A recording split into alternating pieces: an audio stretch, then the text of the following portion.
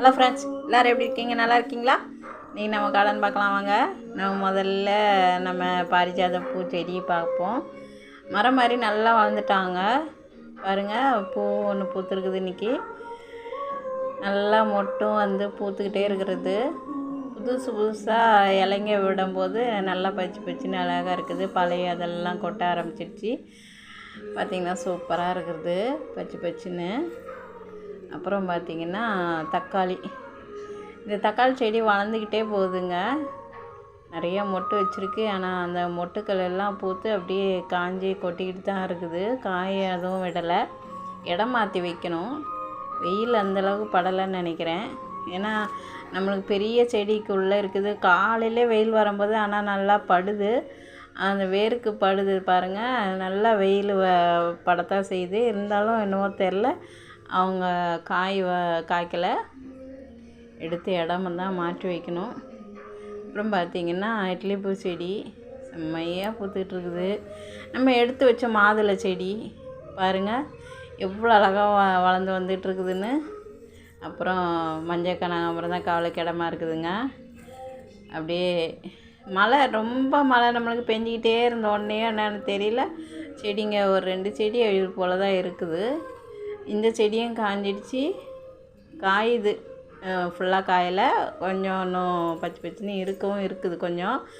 பார்த்திங்கன்னா சோம்பு செடியும் நல்லா அவ்வளோ அழகாக சோம்புலாம் வந்தது. சின்னதாக தான் இருந்தது. நல்லா பெருசாக வரும்னு பார்த்தேன், வரலை. அப்படியே பார்த்திங்கன்னா மழை விட்டு வெயில் அடிக்கவுமே காஞ்சிடுச்சு.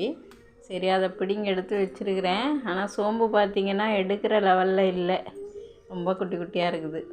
பார்த்திங்கன்னா வெத்தலை, மழைக்கு நல்லா வெத்தலை மட்டும் நல்லா பச்சை பச்சுன்னு வருதுங்க. எதில் பார்த்திங்கன்னா நல்லா பெருசாக வரும். இப்போ கொஞ்சம் சின்னதாக தான் இருக்குது. கீழே அடியிலேருந்து வர்ற துளிர்லேருந்து வர்றது எதில் கொஞ்சம் நல்லாவே பெருசாக இருக்குது பாருங்கள். கீழே அடியில் இருந்து துளிர் வருது பாருங்கள் எவ்வளோ பெருசாக இருக்குதுன்னு. இது போல் இதை விட இன்னும் பெருசாகவே இருக்கும் நம்ம வெத்தலை. பெரிய இதெல்லாம் இருக்கும். இப்போ அந்தளவுக்கு இல்லை. பார்த்திங்கன்னா கனகாம்பரம் மலையில் நல்லா வளர்ந்து வந்துட்டாங்க. இட்லி பூச்செடி ஒயிட் கலர் பார்த்திங்கன்னா அதுவுமே நல்லா மொட்டு வந்திருக்குது மறுபடியும். அப்புறம் நம்ம பயிர் செடியெலாம் சொல்ல வேணாம். பார்த்திங்கன்னா நிறைய பூ வச்சுருக்கு, காயும் வந்திருக்கு. ஆனால் அதில் நிறைய பூச்சியும் வந்திருக்குது. இந்த பூச்சியெல்லாம் நான் சண்டே தான் பார்க்கணுங்க. இப்போ டைம் இல்லை.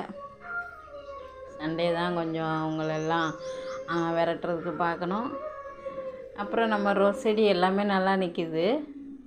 இது ரெட் கலர் ரோஸு மொட்டு வச்சுருக்குது.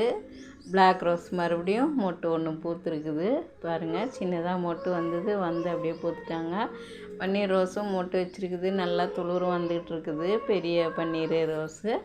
அப்புறம் இது தாங்க நம்ம பெங்களூர் ரோஸ் பிங்க் கலர்.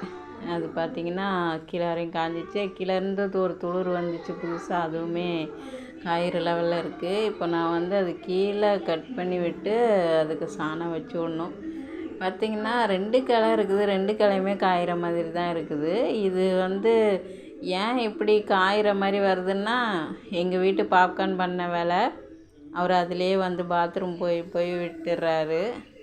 அதனால் காய்தான் என்னன்னு தெரியல. நான் அதை கட் பண்ணி விட்டு பார்க்கணும். நல்லா வந்தது இப்போ தான், ஆனால் காயிற மாதிரி ஆகுது. அப்படியே வந்துடுச்சுன்னா நல்லாயிருக்கும். சரிங்க, இன்றைக்கி இந்த வீடியோ இதோட முடிச்சுக்கலாம். நாளைக்கு பார்க்கலாம். நம்ம சேனல் புதுசாக இருந்தால் சப்ஸ்கிரைப் பண்ணிக்கோங்க, லைக் பண்ணி ஷேர் பண்ணுங்கள், கமெண்ட் பண்ணுங்கள். தேங்க்ஸ் ஃபார் வாட்சிங். டாட்டா.